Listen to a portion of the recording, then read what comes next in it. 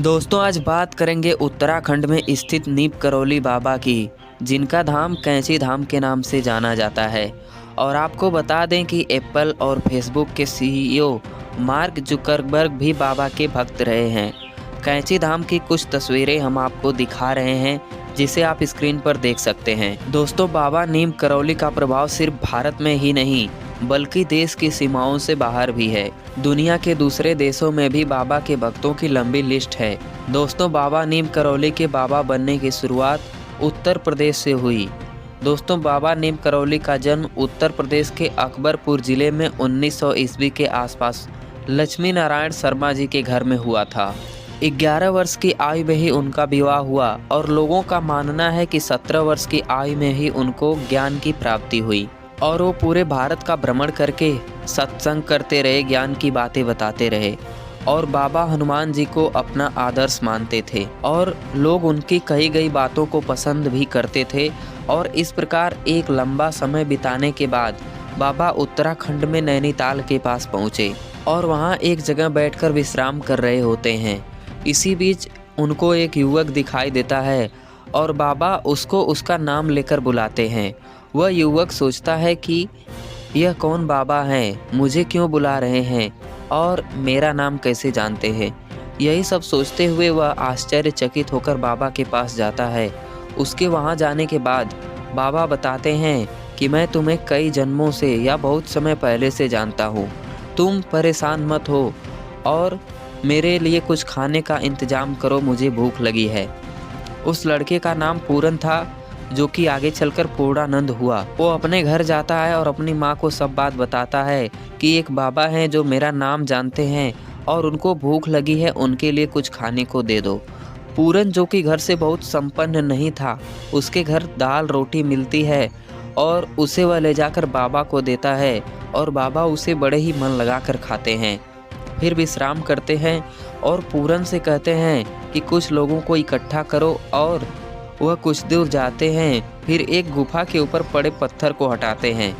इस गुफा के अंदर धर्म से जुड़ी कुछ वस्तुएं दिखाई देती हैं, जिसे देखकर पूरन और गांव वाले आश्चर्यचकित हो जाते हैं।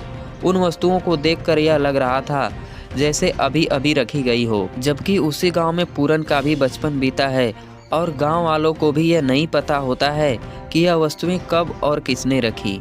इसके बाद बाबा बताते हैं कि यह वस्तुएं यहाँ पर बहुत पहले से हैं और हम यहाँ एक आश्रम का निर्माण करेंगे। तो 1964 के आसपास वहाँ आश्रम बनने की कहानी शुरू होती है, जो आज कैंची धाम के नाम से मशहूर है, जहाँ पर दुनिया के फेमस लोग जैसे स्टीव जॉब्स, मार्क जुकरबर्ग जैसे लोग आए, ज्ञान लेकर गए और उनको जीवन में काफ़ी सकारात्मक परिवर्तन हुआ। इसी कड़ी में बॉलीवुड के भी कई अभिनेता और अभिनेत्री उत्तराखंड के मुख्यमंत्री रहे नारायण दत्त तिवारी भी बाबा के अनुयायी रहे हैं। ऐसा कहा जाता है कि 1970 में बाबा दिल्ली में प्रवचन दे रहे थे अपने भक्तों के बीच में।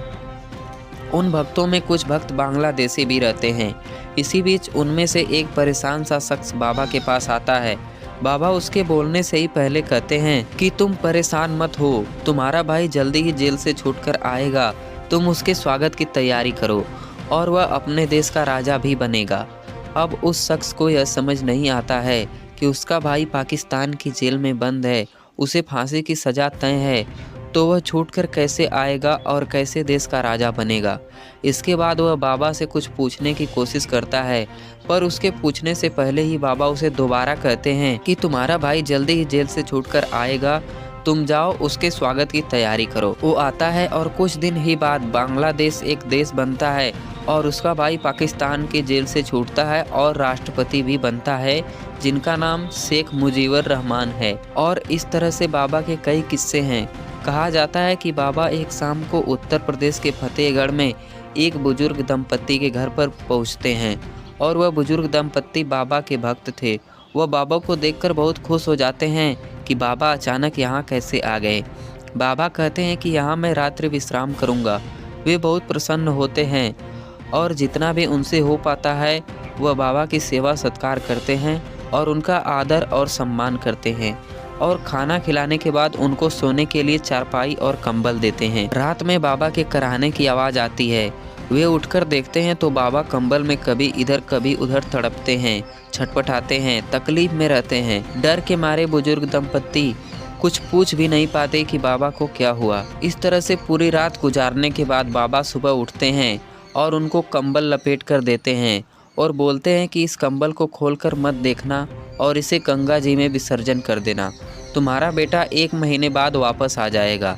अब वह बुजुर्ग दंपत्ति कंबल को लेकर गंगा जी में प्रवाहित करने के लिए जाते हैं। ले जाते वक्त वह बुजुर्ग दंपत्ति के मन में काफ़ी जिज्ञासा होती है कि इस कंबल में क्या है, लेकिन बाबा की बात याद आती है कि उन्होंने मना किया है देखने के लिए। उसे ले जाकर प्रवाहित कर देते हैं और 1 महीने बाद उनका बेटा वापस आता है, जो कि द्वितीय विश्व युद्ध में लड़ाई लड़ रहा होता है। और वापस आने के बाद बेटे ने अपने माँ बाप को कहानी बताया कि मैं 1 महीने पहले दुश्मन देश की तरफ से हम लोगों के ऊपर हमला कर दिया गया था। मेरे सारे साथी एक के बाद एक मारे गए। मेरे अगल बगल से गोलियां निकलती रहीं, लेकिन मैं बच गया। तब दंपत्ति को बाबा के कराने की याद आती है कि वो बाबा ही थे जो मेरे बेटे को गोलियों से बचा रहे थे, और वो गोलियां ही थीं जिसकी वजह से बाबा रात में छटपटा रहे थे। तो इस प्रकार बाबा के कई चमत्कारिक किस्से हैं जिसकी चर्चा हम अगले एपिसोड में करेंगे। तब तक देखते रहिए आईना।